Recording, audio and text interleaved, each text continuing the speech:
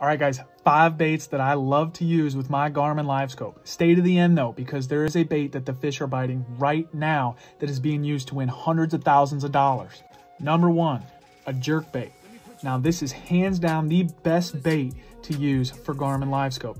This is a Megabass Ito Vision 110. Now, they're expensive, so an alternative to this would be a Berkeley Stunner. Number 2, probably the oldest and best way to catch bass, a jig.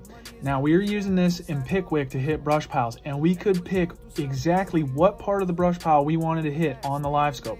We were using these Zoom craw trailers, and we were snipping the ends off here so we could make it a more compact profile.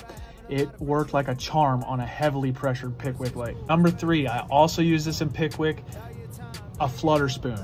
Now, you go right to the edge of those white bass schools, and that's where your fish are.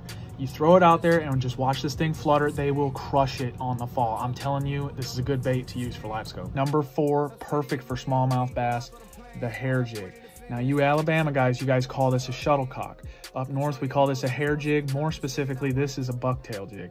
You cast it out, you let it fall all the way to the bottom, and then you give it 3 to 5 quick turns of your reel, and then you let it fall again. The smallmouth will hit this thing so hard on the fall.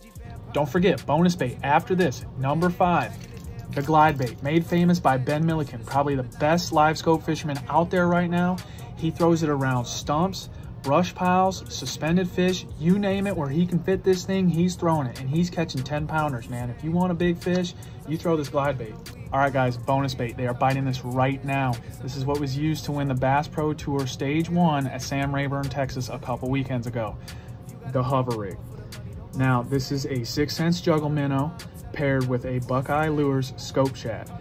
Notice the 90-degree line tie on the jig head and the weight that extends out to the middle. That's what makes this bait hover in the water. And on your Livescope, it holds in the water. You bring this over top of suspended fish, and you can literally set it on their nose. They love it. They can't resist it, especially when the bite's tough. It's not only good in the wintertime, it's good when the bite is tough. So get yourself a hover rig right now and get ahead of the game.